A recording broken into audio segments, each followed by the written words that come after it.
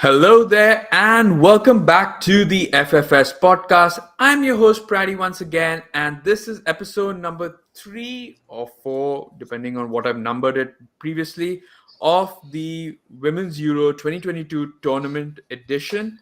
We've covered the tournament in terms of doing a preview before the tournament began. We did a group stage roundup. We did a quarterfinal roundup, and now we are here doing a semi-final roundup. Yep, we are now down to just two teams battling it out for the most coveted. Okay, well, not the most coveted, but Europe's most coveted prize in women's football. Okay, or even in football in general, because that trophy does look much better than the men's trophy as well. So yeah, I would say the most coveted prize in European international football. Talking to me on this today are two crazy women football fans who've been on the podcast before. They've been here multiple times talking about the women's game in particular, and that is Unity and Natalie. So, women, welcome to the podcast. Ladies, welcome to the podcast once again. I'm glad we could have you on here and talking about these two exciting games that happened over the week. But before we get to that, let's do short introductions first, just for people who haven't heard the podcast before, who are joining us here for the first time. So, Natalie, welcome to the podcast once again. How are you? Tell us a bit about yourself, and then tell us a bit about how you're feeling as an England fan and seeing the team get to the finals. Well, yeah. Hi everyone. I'm Natalie. I'm a massive Man United fan. Founder of the Man United Women's Supporters Club. Seeing them get to the final, yeah, it's amazing. Never thought I'd do that. Didn't think they were good enough. But I thought, maybe semi or quarters. And I think when they played Spain, I didn't. That was a great match. Didn't see them getting past it maybe, and Tooney popped up. Came up clutch. Leslie's come up clutch. Buzzing for those girls. Yeah, definitely. We'll obviously into the game in much detail a little while later. But before that, Unati, welcome to the podcast once again. Glad to have you on here. Why don't you tell us a bit about yourself? Thanks, Freddie. Hi, everyone. I'm Unnati, and I write all about women's football. One of the biggest fans I could possibly be. And I write for Sporting her football hub in Wavell. And yeah, technically I was supposed to be in England, but yeah, just reminding myself that. But yeah, it's not too bad watching it from home. Funnily Yeah. enough, I was in that particular moment debating whether to bring that up or not, and I felt a little bit sorry because I brought it up during preview. I brought it up during our group stage roundup, and I was like, oh, let's not bring it up again. I mean, I was supposed to be there, so I Yeah. feel bad about it. But I think it's not been too bad watching it from home because obviously you can hear the crowd just as much. Obviously, experiencing it at the stadium would be very different. But it's not been too bad. I mean, not much of a choice really, but it's surprisingly been good because my dad's been accompanying me for all the matches most of the time. Oh, that's quite nice. That's nice to hear and nice to see. Nat, did you manage to scalp any have any tickets for the final as an England fan? I don't I'm know. not Are going you to itching to the. get onto it? I'm not going to the final. I've been to pretty much every game. Sit before that though. I didn't do the semis, but I did all. Well, I did three of the quarters. But yeah, just been watching on telly. It's sort of weird. Sometimes it's sort of obviously like the atmosphere and stuff, but sometimes it's sort of a bit better on telly because I think you can see it all and you can still feel it, you can still hear it, like you say. So yeah, I watched the semis. So especially the Germany one that on telly, that was a good one, and I've seen them a couple of times live, seen friends a couple of times live. Yeah, it's been good. I'm watching Sunday on the telly as well. Okay, great. All right, let's talk about this. The first semi-final. It was a big one. England versus Sweden. I mean, we were talking about it in our quarterfinal review with Atanu and Yashodan. If for those of you who've caught that, or if you haven't caught that, go check that out. And obviously, we spoke about the route that England got, or the route England had to the quarterfinals, and no, to the semifinals. Sorry, and obviously had a decent group stage. I mean, obviously Norway was the one that we all thought would pose a problem. They dispatched them with ease.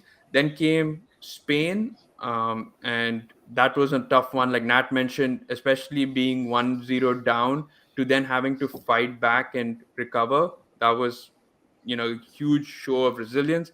And here we are facing a Sweden, and here they were going to face a Sweden that, yes, they've had their issues with, the pandemic, the COVID, some cases, a few injuries, and but still, this is a well coached side, a side that we kind of touted to make it to the final of the tournament, and funnily enough, play England, and all of that. And we also predicted them to win it. So, talking about all of that, going into the game, how confident were you, Natalie? Like playing a team like Sweden, someone who we probably see a better test of where England lie. So, going into the game, how confident were you about England's chances of making it to the final? I don't know, 50-50, because I think Sweden in their quarter final, even though it was, it took them longer than probably what they thought versus Belgium, and it nearly went into extra time. I think I watched them versus I watched them versus Holland. I don't think they were that good, but then I watched them sort of grow into it, and I think by the time they played Portugal, who I think were one of the surprises in that group, they sort of dispatched with them at ease, and I thought, it's not going to be easy. But I thought, you're talking about crowd and all that kind of stuff. I do think that's really, and it's something that I said at the preview. Crowd is going to really, how are other teams going to react to the crowd of England? Because when you go, even like Norway's brought a lot of people, it's still 90% England. Even we're talking about some of the best fans. Even if they played like Sweden, brought a lot of fans. It's still 90% England. It's a home tournament, isn't it? So every other seat, then probably Netherlands bought 2,000. So, but you're in a 30,000 stadium and 25,000 of England fans, 2,000. It doesn't really make it. You know what I mean. Obviously, away fans are important, but they're insignificant sort of in these games. Whereas I felt like Sweden, it was very home um, for them up until that match, and then obviously that's a sort of swing. I know we're probably going to get into like how it went and everything like that, but yeah, I didn't think it would be easy, but it turned out being fairly comfortable. I think Mary made a lot of good saves. That probably what helped as well.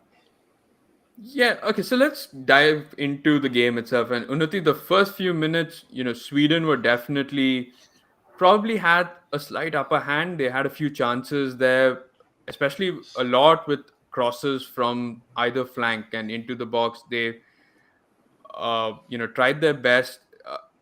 This is again something that we brought up in our in our quarterfinal roundup, and that was talking about how Sweden, while they're a really good team, they're kind of not they've not brought their shooting boots to the tournament. They've sort of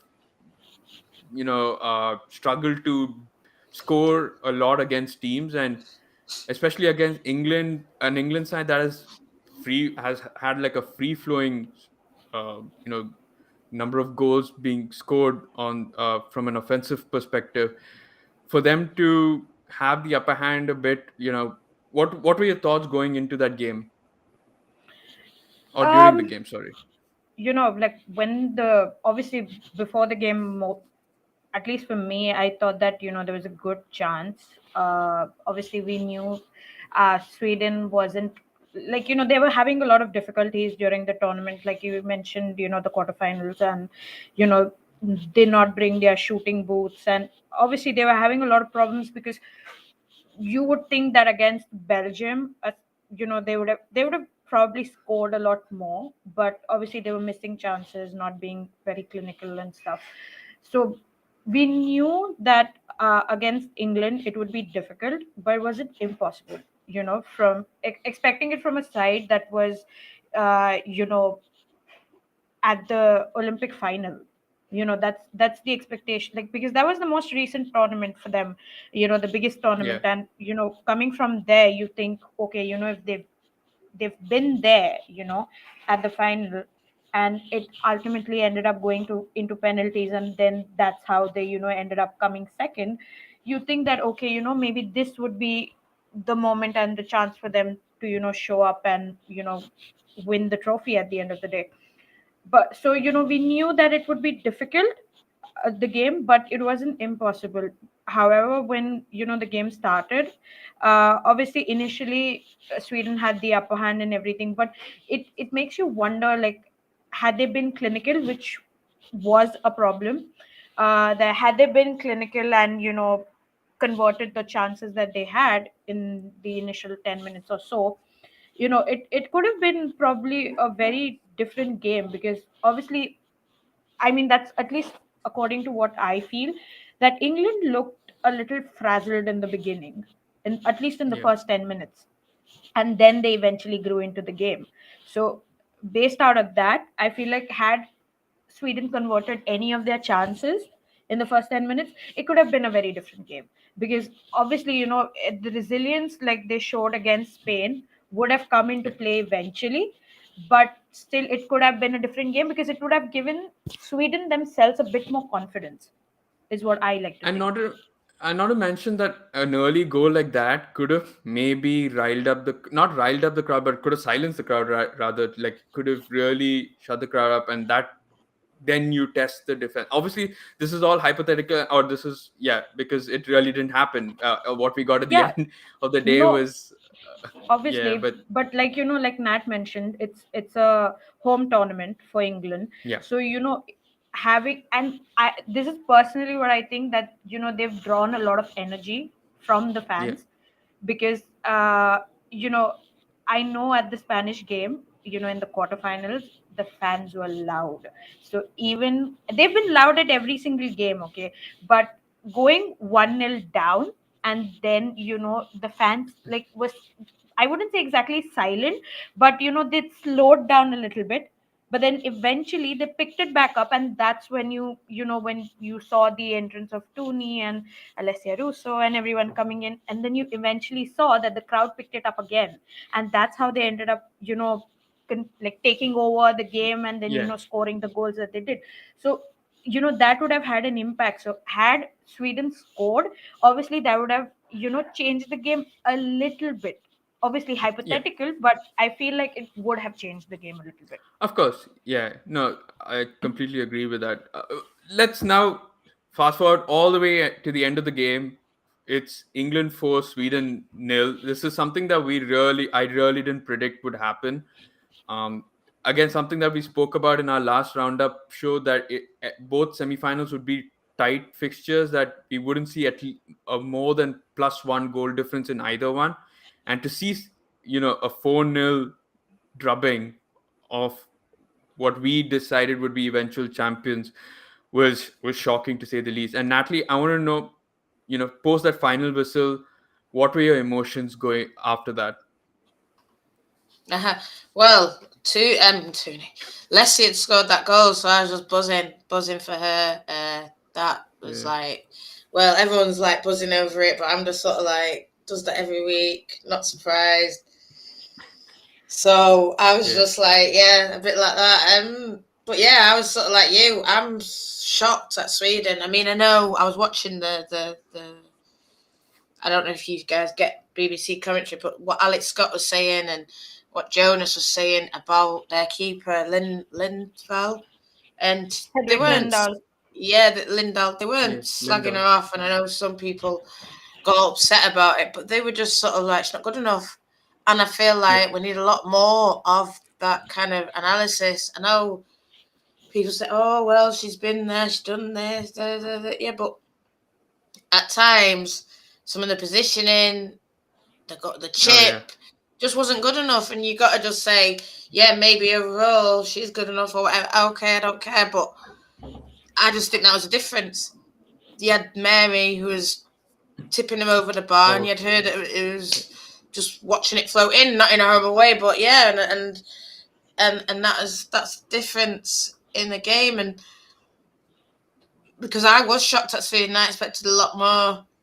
I expected them to be better.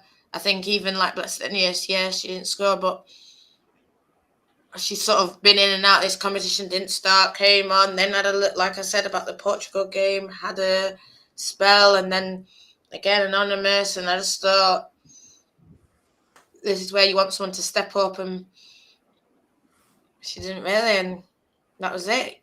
You know, yeah, I'm not worried for them now, but I felt they should have won that gold. When we talk about that thing, I was like, that's the most stunned I've probably ever been after, because they just tore that competition apart and then just ended up throwing it away. I couldn't believe it. And I don't know, maybe, and now this, it's just like, wow, is it ever going to be for them in a way? Not in a horrible way, like they'll always be there, they'll always be semi-finals, finals, but it's like, it just sort of, I don't know. I mean, I'm not Swedish, I don't know what they've got coming through, but it sort of feels like shit.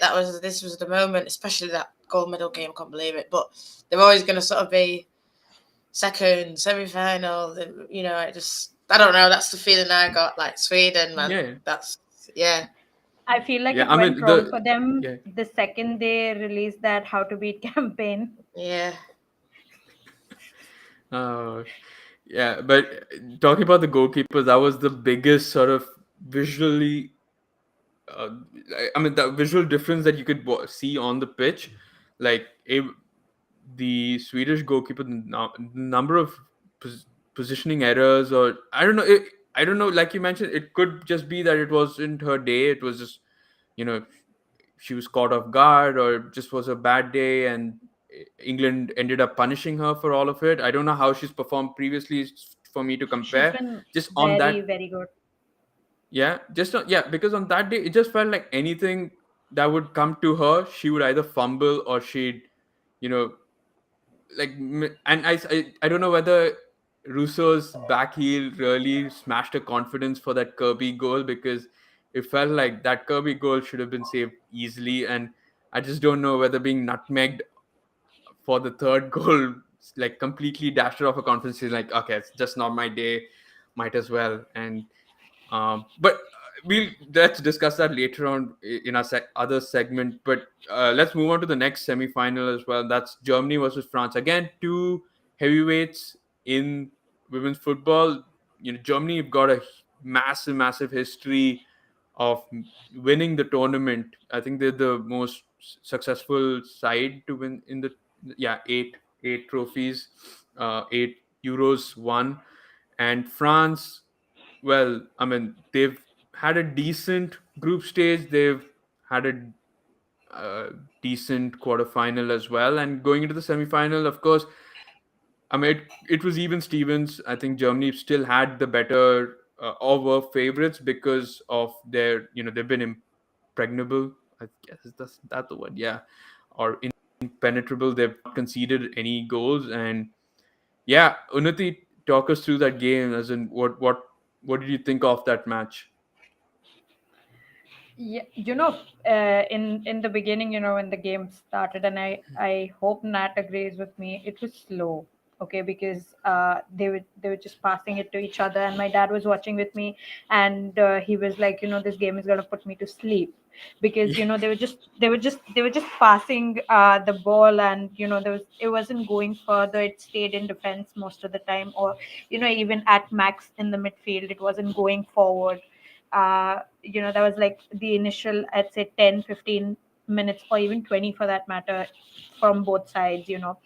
So it was slow, patient built up in the beginning, but then you had this one chance for Pop, and she nailed it.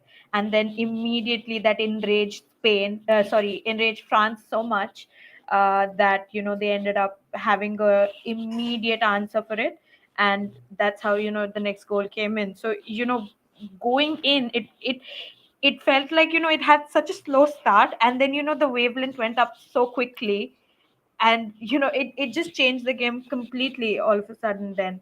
So obviously we know that both these teams are like such good teams, but obviously France was again missing Katoto because of an ACL Yeah. injury, and it makes me think that had she been there, obviously France could have had better opportunities, better chances, and maybe could have done something a lot more better. But at the same time, I feel like the second France bought Salma Basha on, oh boy, yeah, the game completely changed, and I feel like France started performing a lot better the second she came on, which was after halftime. So, yeah, overall, I think it was a really enjoyable game for me. Uh, Personally, I know Nat is probably not going to agree, but I feel like out of both the semifinals, I enjoyed Germany and France more, because it looked like like it wasn't a one-sided game anymore. No. It was, as like I'm a neutral in that game basically. Yeah. So as a neutral for both games, it felt like this one was more enjoyable than the England Sweden game.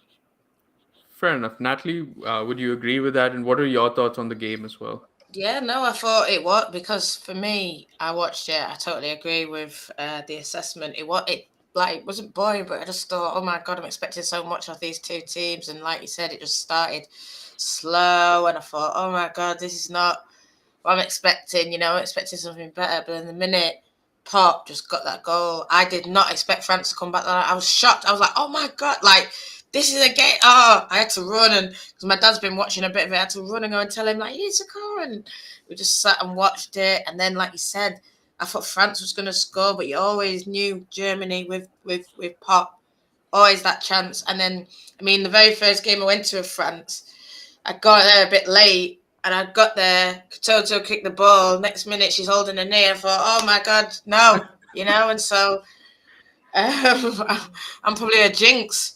But no,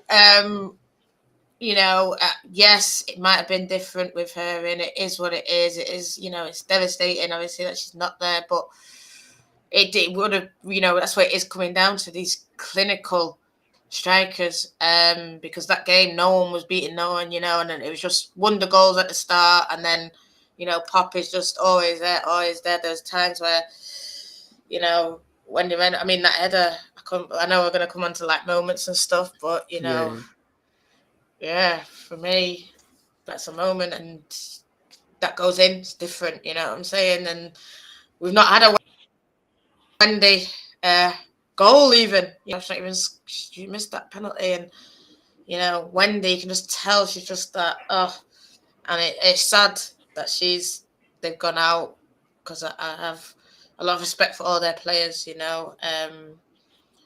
But yeah, I think the better team did win that semi there, so I do think Germany's the right team to go through. Fair enough. All right, let's quickly now move on to our next segment. And for that, I will have to share my screen. Here we go. And change that. All right, great. So, as you can see, we've got a few awards to dish out two players in the semifinals, and to the teams or whatever in the semifinals. So let's start off with obviously the first semifinal, England versus Sweden, and we'll talk about who the best player was for that particular game. And Natalie, let's start with you. Who do you think stood out amongst the 22 odd women Well, on the I pitch? mean, my bias will come out. I'm not gonna lie here now, and so I'm happy for everyone to put me back in my place, but Yeah. it's gonna come out. Mary Earps. I know, like Leslie scored that goal. I know this and that. I know Kirby this and that. Kiera Walsh, but for me, I just have to rep for my keeper. I can't not, because I feel like, we're just talking about it, and they were talking about it at the end, and just the difference for me in that game was the keeper, and I feel like Mary kept England in, and then obviously when we went 1-0, bang, yeah, the forwards. That's what it's all about. That's what everyone wants to shout about. But for me, Sweden were all over them a bit until thing, and the one that saved it was Mary. So I'm gonna say her. I understand if people want to say someone different, but that's just my opinion. No, I think she was one of the standout performers in the game. I think, like I mentioned, it was so, like, you could so clear that there was a difference in the two goalkeepers. And Mary Earps was the one thing that stood out, was because Sweden's tactics was to bombard the penalty box with a lot of crosses. You needed a keeper. Of course, you've got uh, Millie Bright and all of these people who are fantastic aerially, but you needed a goalkeeper who was commanding enough to come out and carry and come out and collect the ball, right? In case the defenders couldn't. And I felt like she, on most occasions, was pretty vocal, and she was fearless, and she came out and she's like, okay, this area is now mine. No way you're gonna get through. And yeah, it was quite uh, it was quite nice to see. And yeah, it was she had a brilliant game, especially to come up clutch at such a vital moment. It was crazy. Unnati, your best player goes to. I'll have to agree with Nat. I know she's like Okay. saying that she's her bias is coming out, but no, I think I have to agree because I feel like in the beginning, when Sweden had those few chances, she made some really great saves, like Yeah. that kept the team in the game. So have to give it to her because it's funny because you know some time back before Serena even took over, people didn't really believe in Mary Earps, and then she came back, and I think the development that she's had is just crazy because obviously we've seen her at United. She does really well and everything. So to come up and be England's first goalkeeper, like England's first most preferred goalkeeper now, I Yeah. think it's commendable. So I think throughout this tournament I feel like she's really kept them in the game because yeah, my bias is going to come out a little bit because you know I think she made some really amazing saves against Spain, Mm-hmm. and there was this one opportunity that Spain had, and towards I think it was Mariona's shot, and she saved that. So yeah, I have to give it to Maria. She's been phenomenal this entire tournament for me. Yeah, no, definitely. A few other, honorable shout outs that I probably need to say because they put in a decent shift was one. Kiera Walsh was, I mean, insane the way she, handled the midfield and dictated play. Like, I know, yeah, I think that the way she broke up and dictated play was pretty uh, interesting to watch. And also, I think Beth Mead as well had quite a good game in terms of, she was quite involved in the attacking uh, area or attacking front three of England. And yeah, I think a lot of the service, a lot of the play came about from with her as well. Yeah, I feel like these two players, it's just you don't even have to say it because they're yeah, just so good.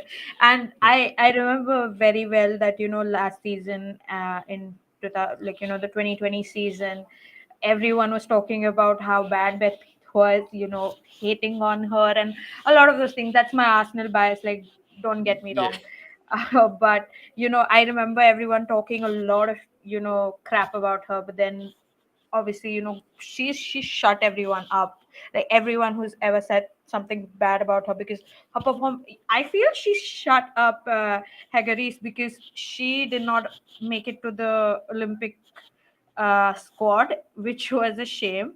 But I've obviously, she ended up taking that opportunity to develop herself even more, and then now she's come up to this level. And Kiera Walsh is like one of those silent footballers Yeah. who is just Yeah. on the pitch, does her work, like nobody, unless you like really notice what she's doing, that's when like, oh, but she silently does her job and she does it so phenomenally well. That's, yeah. Yeah, yeah, that's true. Yeah, I mean, I'm not sure where you. Okay, I guess we come back to that a little. I'll save the question for a little while later. So let's move on to the best moment of the game. I think we probably would have a consensus on this. I think there Again, has to it's be not only biased one. though. It's No, not biased. This it's not. though, it's not I mean, biased. People I will mean, say I'm what's biased, and I don't yeah, care. It's not biased. no, But what I will say about that moment is, I agree with her. Should have scored the first one. yeah, I was watching it, and I was sort of like, why have you not scored? Still, even though the ball I've got, I'm still like, no, no, I'm not going to forget that. And to be fair to her, she says, I was annoyed that I didn't score because I don't. That annoyed you. That was easy. You should have. yeah, But I'm glad she scored eventually. yeah. But yeah, It was I was still there like like, but she missed that. She missed it. What's going on? the fun part. So I watched the game again the next day, the full game, and like yeah, like you mentioned, like when she had that open space, you're like, you've got to score that. How are you not scoring that? And then after she misses that, and then she goes, I was like, okay, now this chance is lost, right? And then she scores. I'm like, no way, that is mental. And the slower they show the replay, the more impressed you get by how difficult it actually is. And oh my god, that if I mean that probably killed the game because 3-0, you're saying, yeah, no way Sweden's coming back from this at this point of of the game. Unnati, any more to add to that? I mean, maybe Fran's goal, because I feel like it was so important for her to get that Yeah, goal, and yeah, I think that's possibly one of the only moments I can say in the game where I was just thoroughly happy that you know England won the game, because I feel like she definitely deserved that goal, even though we know that it could have been avoided. But yeah, I think for Fran Kirby to uh, have such an leave out the season like the way she did, and then coming back into the squad and then scoring this goal, I feel like it was really important for her. So for for that itself, I would say her moment. But yeah, I don't think anybody can top that Alessia Russo filthy goal at yeah. all. It's probably in contention, or if I can't remember any better goals being scored. Obviously, there have been some really good goals being scored in the tournament, but this is just audacious to the extreme, and for that to happen, it's crazy. Let's talk wild card now. Something that we probably haven't mentioned throughout, and what would you mention? It can be positive, it can be negative. Unati, um I think, okay, so I feel like you know not per se just the game, I would say, because this was spoken of in the quarterfinals when Jonas Edwall spoke about Fridolina Rolfo's performance and said that she needs to be better and stuff like that. I feel like in she's performed really well defensively, for someone who's a winger, and obviously she plays left back at Barcelona. But I feel like she's done really well for what most people don't understand, I feel, because her defensive duties were really good. Like she covered decent yeah, amount of balls, recovered a few of them, and did the best that she could, and she's fast as well. And I feel like she obviously did also perform in this game, with the crosses and everything. I feel like obviously you just didn't have that finishing touch, uh, but I think she's been really good in the in the way that she's played, I feel. And I think some of okay, the uh, criticism that she's been receiving sort of is a little uncalled for, maybe. okay. Natalie?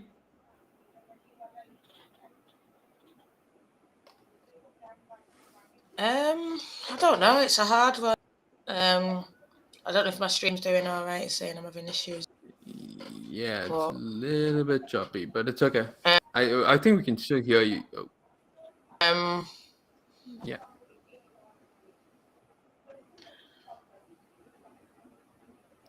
Okay. Let me put this to you am I then. on?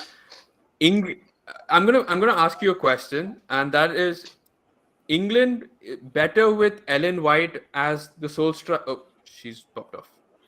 Okay, try and have her I back know on. what's your question, and Yeah. yeah, I have a very good answer for that. Okay. Okay. Why don't you obviously answer it? Of course, you know the question. So England. Okay, wait. Oh, wait. Nat's here. So let's try and get her on. Hi, Nat. Can you hear me? Yeah, sorry, my No, stream that's it cut fine. off. So I was gonna ask you a question. England better with. Oh no, that's again. That's weird. Oh, there we go. Yeah. Okay. Awesome. So England better with Ellen White or having Russo or someone. What is your take on that? Yeah, well, bias is my take. Yeah. I mean, it's But not no, biased really if it's the Yeah, truth. So I don't think so. Yeah. I see why they do it. Right, for example, you just talked about Fran Kirby. I would Yeah. have had Tooney starting for me. I think Hmm. she beats the lines better than anyone I've sort of seen. I would have had her playing, but I can see now Fran Kirby's sort of her own during the space of this tournament, and I feel like Oh, no, that's back. Just 1 minute. Sorry. Yeah. Hello. Huh? We're gonna have a bit of a. Do you okay? Unnati, do you want to continue? Okay, or yeah, answer your part of your question. I mean, I feel like I understand why Serena is currently like still continually starting Ellen White because Yeah. obviously Russo makes a better impact when she comes onto the pitch, and it's kind of like you know I've been saying this for a while amongst my friends and been calling England the second half FC for a reason. I think it's Okay, Yeah. back. Yeah. okay. Awesome. Yeah. Yeah. I was just saying with Russo, um, I don't feel it sounds really horrible. Maybe she's wearing the defenders down, Ellen White, but I just don't feel like I don't know. It's hard. I don't feel like she offers as Hmm. much as Alessia. Yeah. Whereas now I It, am it seeing Kirby step up, kind of in comparison to Toon.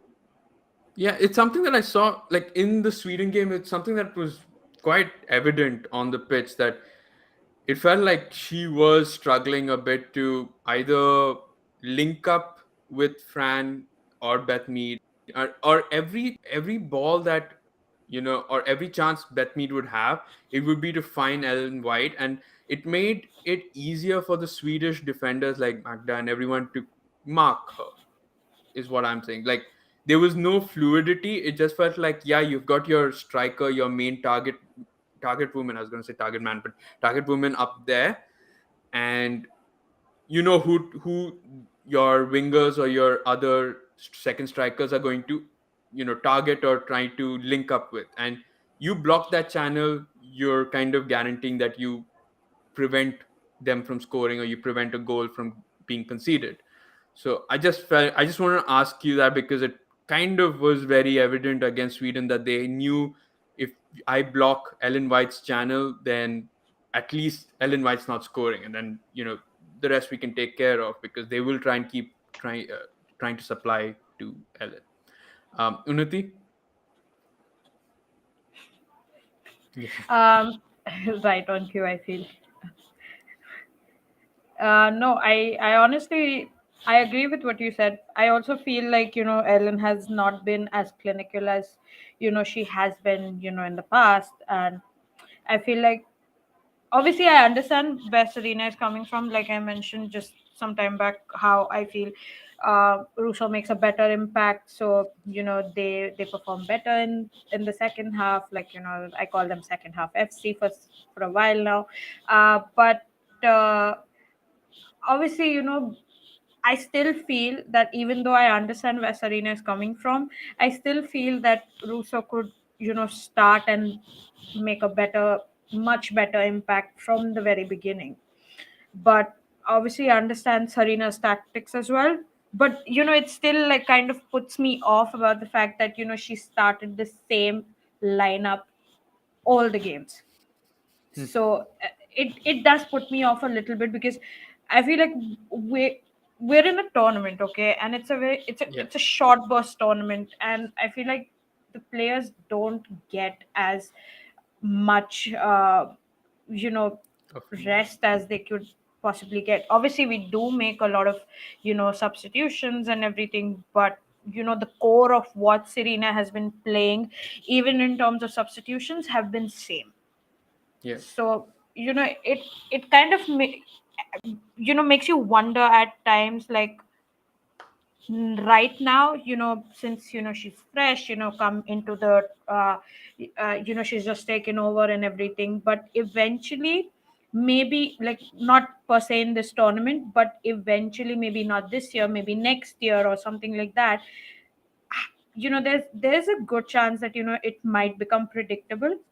Yeah. It just makes me think that way, because No, this I is get it. I get it. Yeah. this is I something, like, understand. I get it. if you yeah, no, it's something I feel, because given her experience with the Netherlands, I'm not saying she's a bad coach or anything, because I feel what she's done with this English team is just it's incredible, because obviously they had the talent, but they just needed the right person to coach them, in take them in the proper direction. She's done that for them. But kind of coming from, taking experience and taking a bit of knowledge from what she's done with the Netherlands, I feel like she tends to hold on to certain players, and even when she relies on certain players, even when she knows that there are better options available, because she's done the same with the Netherlands. And the thing was, she left the Netherlands in a position where you can't exactly say that they were doing good. Better off. If Yeah, Better. Yeah. so I mean, that's what I Fair enough. think. Fair enough. Okay. I'm guessing Nat's still trying to get back on here, but let's move on to the second semi-final, and that's Germany versus France. So let's talk the best player in this game, and I think again we should probably have a consensus on here as to who it probably could be. But although sometimes there is a left field player. Unnati, carry on. Who do you think? I mean, see, I, you know, typically I would, say Alex Pop should be the one to take the best player, but I feel like Lena Oberdorf is so Hmm. good at what she does Yeah, in the midfield, as a defensive midfielder.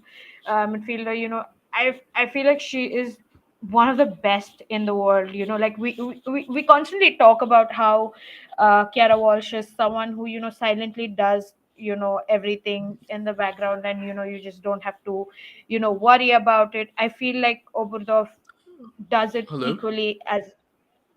Can you hear me? Can you hear me? I can. I can't hear you. Is there something wrong? Oh wait, no, wait. It should be fine now. Can you just speak? Yeah, can you hear me? Yeah. I think my headphone connected to my phone for some stupid reason. Go on. Yeah, it's Uh, better. no, so that I was saying, we constantly talk about how Kiara Walsh, just does everything in the midfield. You don't have to worry about it. She's silent and does her job.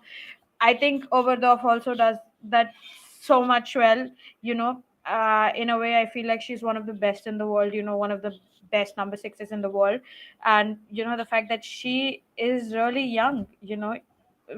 very very young. So I feel like the German squad having so many youngsters, giving them the opportunity to play, and then over the putting a performance up like this, Yeah. in this tournament, and the fact that she does that for Wolfsburg as well, I feel like she's I have to give the best player to her, even though I do want Pop to take it off, because both of them, Friend, I feel like both of them were really good. yeah, I think well, we in our previous roundup we did say Oberdorf was the best player. I think we did have her up there. I think it was Yashodhan who mentioned it as well. So I mean, it goes. It's no surprise that she is once again over here.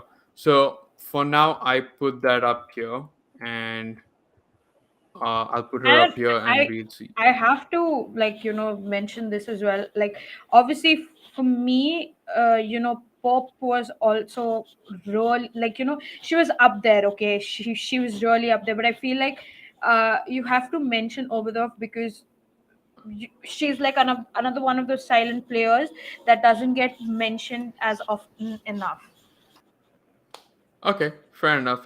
Nat, we were just talking about the best player from Germany and France. So Unnati's gone for Lena Oberdorf, and who would you go for? The same? Yeah, no, well, the same, but I was going to say Pop, just Okay, because so the goals in it, the goals are beautiful. But yeah, Oberdorf, of course, but the goals, I just I'll give them both I'm a because I sucker feel for like goals. yeah, yeah. I'll give them both a. Let me try and get a picture of both. So let's give both the best players award. So let them combine it. Nat, we're talking about the best moment in the game, and of course, you mentioned one of those moments with I think was it Wendy's header. So go ahead. Who? Yeah. Which would? Yeah, yeah. So is that Um. your best moment? No, not for me. I think the end of the first half, where the goals were scored just within minutes of each other. So Pop came through, scored the goal, but then Diane's goal, I think that was spectacular as well. Um, I just think that was a moment, because that was like, get them in the men's game a lot. I think it was a moment just to say, like, this is these are two elite teams, and when you go, I go kind of moment. And I just think that sort of shows the level of women's football in those few minutes. Okay, awesome. Unnati. I absolutely have to agree with that, because that was the moment before the second, before, just before halftime, that the game entirely changed.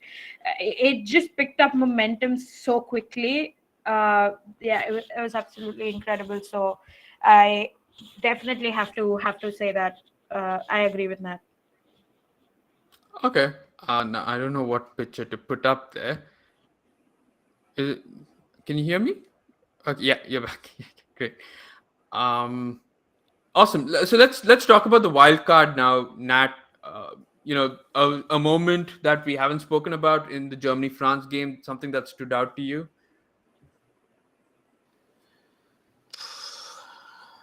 I don't know. Oberdorf just, I suppose, dominating. Like, I know what Natty said about her being like the best player, but I think her dominating.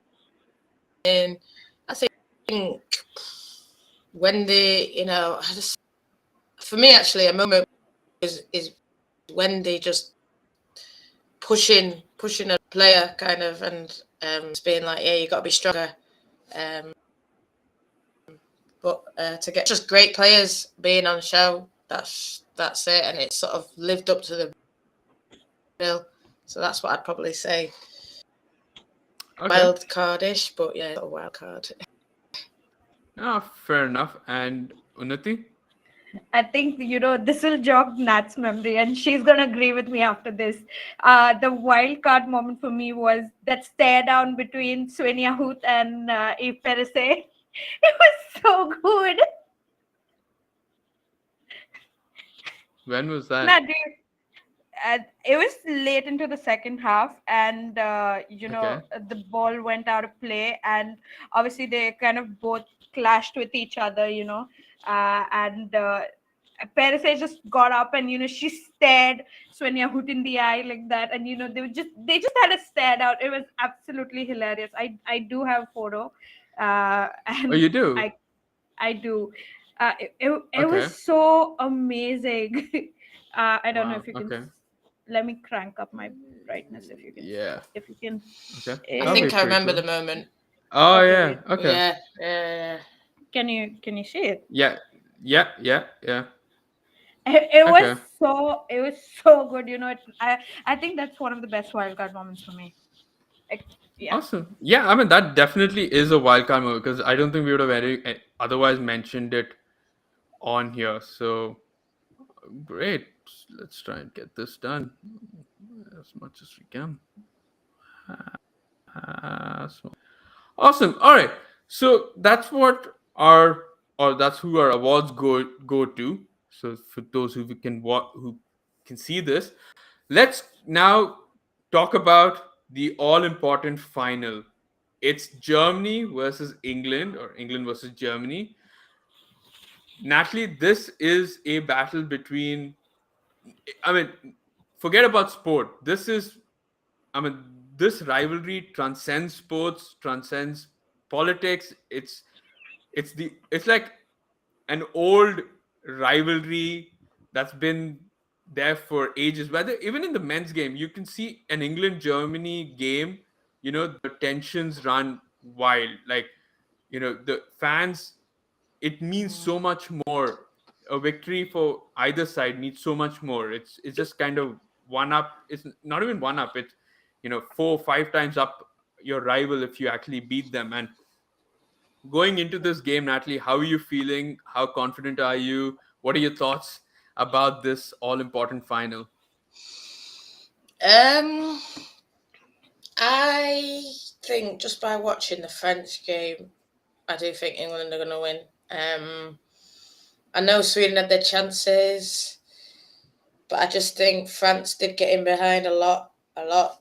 Like even when you look at that Diani goal, the way she just turned, cut inside, bang. I think Hemp might get a goal for this one. I don't think it's going to be a 4-0, but who knows? Yeah, it might be. I think Pop will get some goals. Beth Mead, Hemp. But I just think that obviously Pop is scoring a lot for the Germans, and they have scored, in the first game. But I think German games have been like 2-0, very low scoring games. Other than that, like I said, that Denmark game, whereas England 8-0, this 4-0, that da, da, da, da. So I just think even if Germany get two or three, I just think England will get five. I just see it being Yeah. not in a hurry away, and then and then obviously my clutch girls. I think they should be starting the World Cup. To be honest, I think right now she's playing the same team, but for me, my girls, Tuni and Leslie Russo. I came on last time. I said that's going to be the song of the summer, didn't I? And it Yeah. is. Yeah. And Tuni's singing it on Yeah. the Twitter live or whatever it was. That's going to be the song of the summer, and it is. And when England play, and you can hear it, and you see the players actually singing it now. So that's the song of the tournament, and I think they'll come up clutch like they have been doing. I'm glad we didn't have Atanu and Yashodan on here because they would have just said Germany just to anti England's chances at this game. But Unnati, like Natalie mentioned, uh, the difference again, the difference with Germany or the difference between Germany and Sweden is that Germany have now got a striker like Pop or someone who's clinical. You know, like Sweden's had their chances against England in the first 10-15 minutes. They didn't take it. Someone like Pop could easily take it, and then like you mentioned, then the game gets really, really interesting. Then we get to see what England's all about, and they've got like Nats mentioned, England's got plenty of firepower. Any of the top 5, 6 that you mentioned, um, or in England's offensive line can score goals. or even like a Stanway can score an insane, you know, I don't know, whatever, golazo, whatever you want to call it, right? Uh, a banger for goal. That's what I wanted to call it. And so, you've got these players. So, how do you think this all shapes up to be? Because Germany haven't, apart from obviously the own goal or Dianis chance in France, they haven't conceded throughout the entire tournament, which is crazy. And I just want to know your thoughts on that. I mean, you mentioned firepower that England has. Let me Yeah. mention this. Um, I hope, I really hope. Obviously, we haven't heard anything, but maybe it might not happen. Do. But they have someone like Clara Boole, who's obviously out because of COVID right now. I Yeah. don't know what are her chances to come back. But if, like, obviously she's going to be a miss if she doesn't come back. Either which way, they won't be playing her immediately just as she's out of COVID.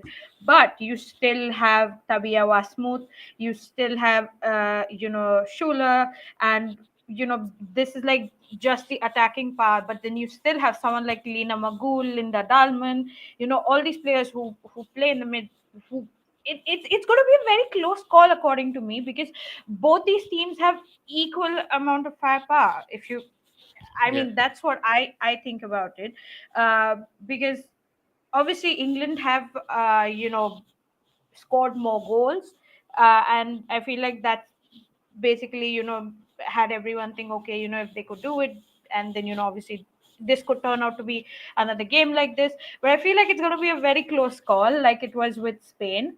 And Hmm. yeah, I'm going to be salty about that game again. But no, I feel like Germany really does have enough firepower and enough squad depth. And I think after the quarterfinals, the game against Spain, I feel like this could be one of England's most important tests in this tournament, because simply because uh, they've just not met a team that has equally as much depth as they do. Because it's like, even Yeah. if you take almost the entire England team out, like starting 11 out, and you can just replace them with another 11 players. Obviously that doesn't happen, but you can just bring players on fresh legs, but just equally as powerful and impactful in the game.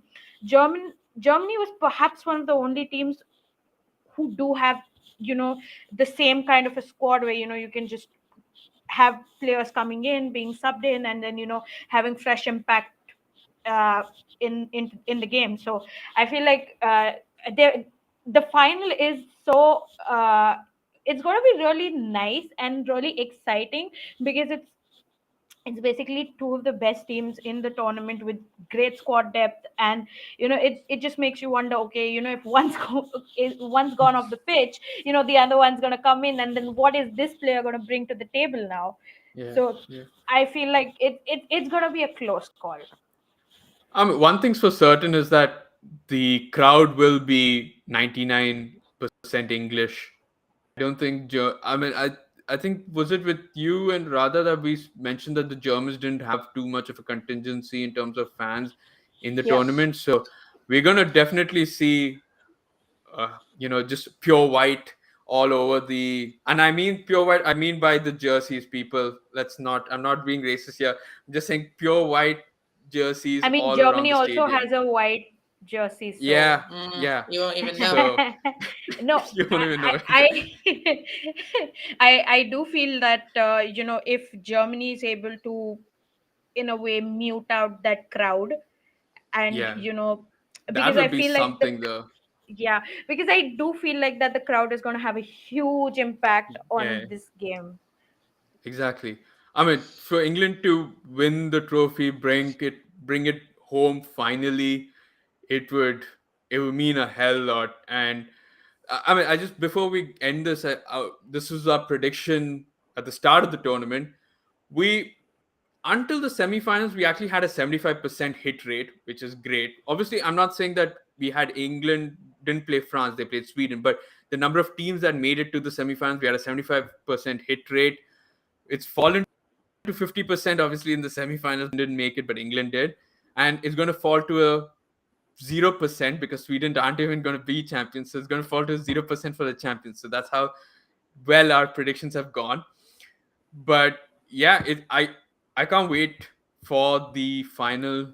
It's going to be an exciting match. Like you mentioned, it's probably the two best teams in the tournament so far, from whatever we've watched so far. Germany have been crazy efficient, crazy uh, defensively rock solid. England have been, all guns blazing and extremely entertaining to watch. Despite their matches being predominantly one-sided, it's been really like entertaining to watch those goals even go in. None more so than against Sweden. And yeah, I can't wait to kind of watch and see what happens and see who picks up that I can't believe I'm saying it again, but it is such a beautiful trophy. I really like that trophy.